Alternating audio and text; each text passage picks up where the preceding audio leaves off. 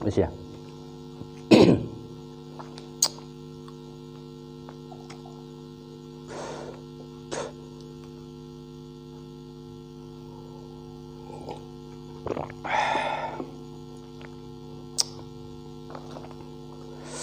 Sambil merokok ya, karena merokok itu kan cara Soekarno itu menyebabkan kemerdekaan.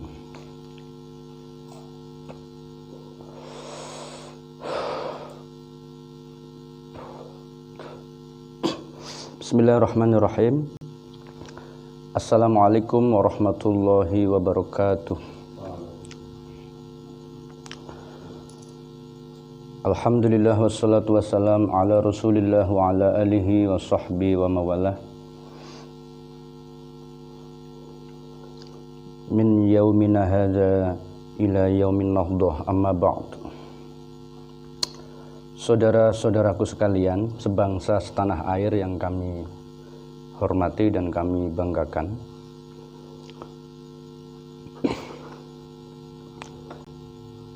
Di awal kemarin kita membuka prolog perbincangan kita dengan tema kebangsaan yang secara khusus kemudian menjadi tema bagaimana beragama secara pluralistik. Nah, untuk yang kedua kali ini kita ingin melanjutkan perbincangan kita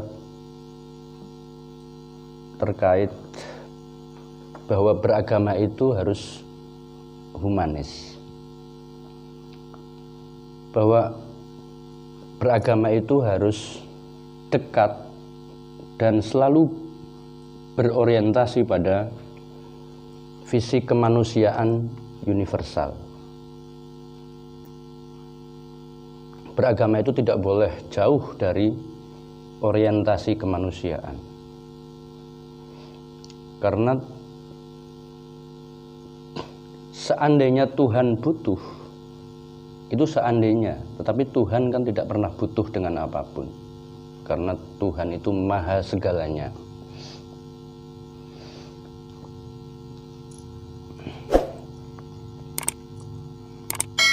Kita itu diberi mandat di dalam melaksanakan agama itu harus sinergi antara kesalehan individu dan kesalehan sosial, sehingga harus berjalan seiringan antara bagaimana upaya kita di dalam meningkatkan kesalehan individu, kesalehan yang berorientasi hablum minallah, dan kesalehan sosial, agar agama itu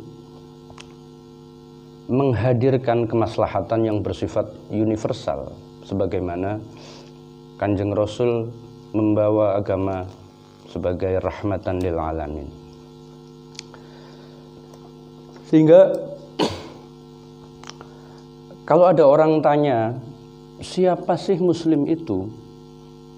Maka ada jawaban bahwa al-muslimu man salimal muslimuna min lisani wa yadai. Orang Islam itu, dan jika kita lebarkan pemahamannya, orang beragama itu adalah man, orang salimal muslimuna, yang bisa menyelamatkan orang Islam yang lain.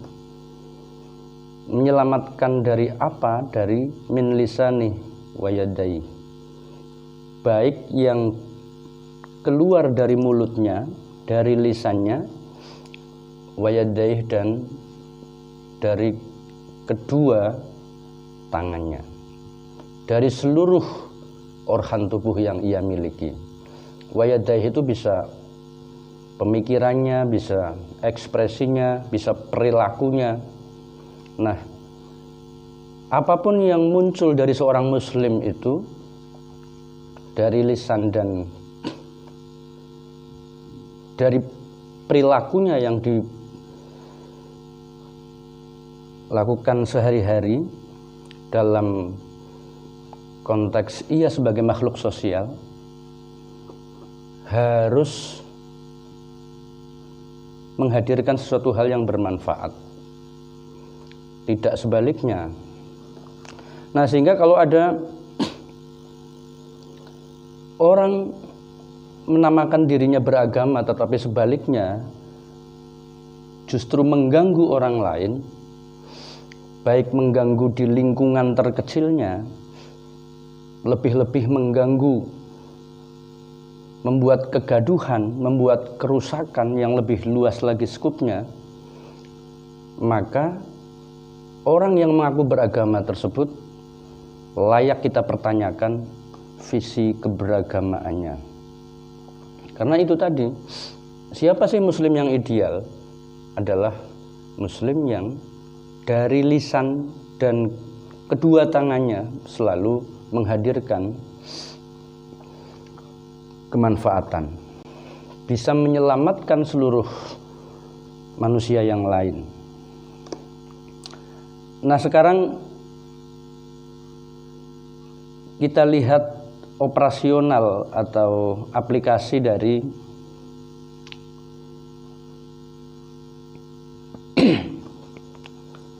konsep Islam yang ideal tersebut tadi. Contoh, kalau dia orang Islam atau Muslim yang menjadi pejabat, baik menjadi presiden sampai menjadi lurah sekalipun,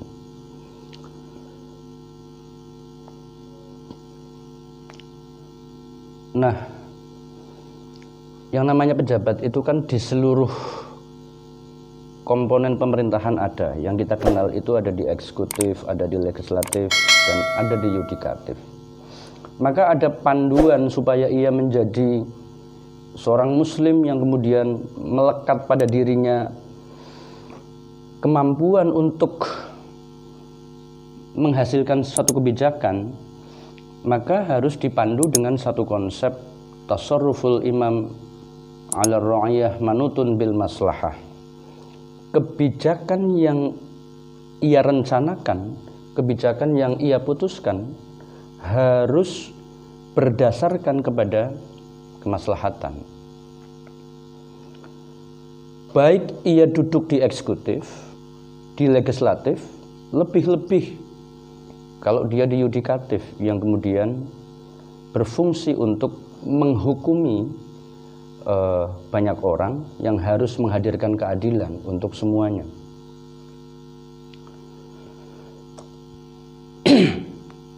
Kalau ia sudah duduk di pemerintahan, baik di eksekutif, legislatif, maupun di yudikatif, tetapi tidak mempunyai etikat baik agar kebijakannya itu diupayakan semaksimal mungkin agar berpulang kepada kemaslahatan rakyat,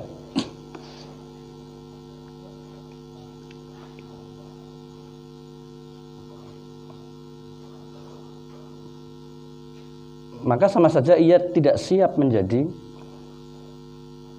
orang yang bertanggung jawab dalam mengemban posisi atau mengemban amanatnya. Nah, hari ini itu kan kita lihat kenapa yang namanya keadilan, kemakmuran atau kesejahteraan masyarakat itu belum bisa terwujud secara optimal. Itu karena apa? Karena orang yang duduk dalam struktur kekuasaan, baik di eksekutif, legislatif, dan yudikatif tersebut, seringkali terjebak pada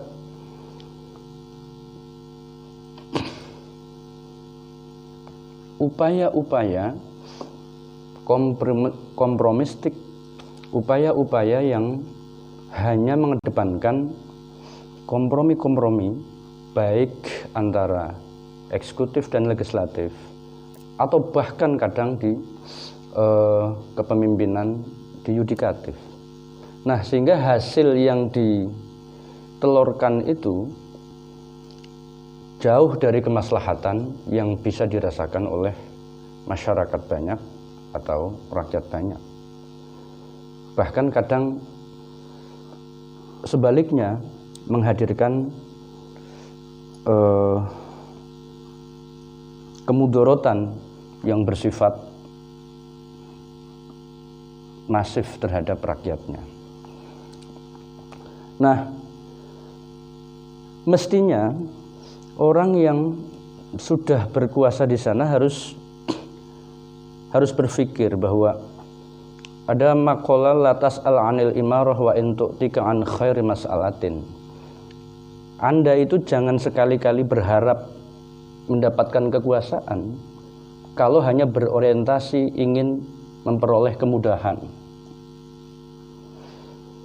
Kalau tidak punya itikad baik untuk mensejahterakan rakyat, maka jangan sekali-kali Anda ingin menjadi pemimpin, baik sebagai gubernur, sebagai bupati, sebagai kepala desa sekalipun yang skupnya hanya di level desa.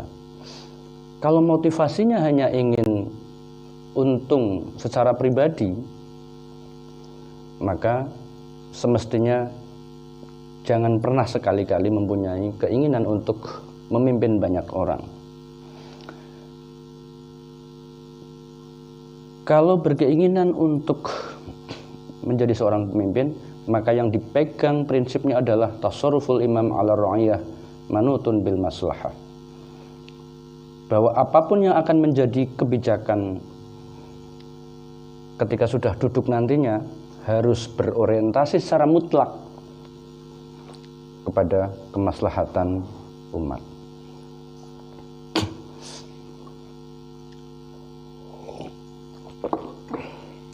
Nah, kalau yang menjadi pegangan rakyat pada umumnya yang mayoritas itu harus bagaimana? Dalam Al-Quran misalkan ada ayat Ati'ullah wa Rasul wa ulil amri minkum. Kalau rakyat biasa itu kuncinya yang penting ia taat terhadap Allah, taat terhadap Rasulnya, juga taat terhadap pemerintahnya. Nah, yang perlu kita pahami bahwa ayat tersebut itu walaupun masih dalam satu ayat, tetapi antara pemahaman awal dan akhirnya itu berbeda. Ketika rakyat atau masyarakat biasa itu diperintahkan oleh Allah untuk taat terhadap Allah, taat terhadap Rasul, maka itu bersifat mutlak atau absolut, tanpa syarat. Tapi pada potongan ayat terakhir dari ayat tersebut ada lanjutan wa ulil amri minkum, dan harus juga taat terhadap pemerintahnya. Nah, pada lafal wa ulil amri minkum itu bersifat muqayyad. Kita harus taat terhadap pemerintah juga, tetapi beda levelnya, beda derajatnya dengan taat kita terhadap Allah dan Rasul. Kalau taat terhadap Allah dan Rasul itu bersifat mutlak, tapi kalau taat terhadap pemerintah itu kalau pemerintahnya baik, pemerintahnya adil. Sebaliknya kalau pemerintahnya itu tidak adil, pemerintahnya tidak benar, maka ketaatan kita terhadap pemerintah menjadi tidak wajib. Alias apa? Kita boleh mengkritisi, kita boleh demonstrasi, kita boleh melakukan gugatan terhadap siapa pemimpin yang terkait dengan kebijakan yang tidak adil dan tidak mensejahterakan tersebut. Nah,